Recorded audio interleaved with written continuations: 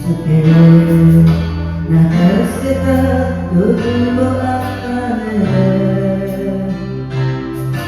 こんな僕ではあるけれど、誰より君を愛している。深夜の君の目は寂しい声を聞けば、二人と僕離れている。距離がやけに悔しかった。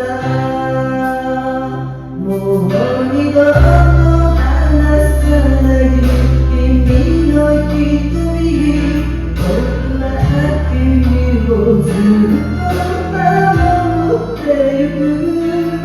同じ時間の中、同じ道を歩き、思い出刻み込んで、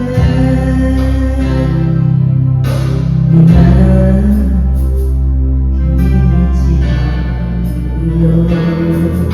僕を信じていて、その瞳をそらさないで、その笑顔を忘れないで。いいことばかりじゃないけど、涙はもういらない。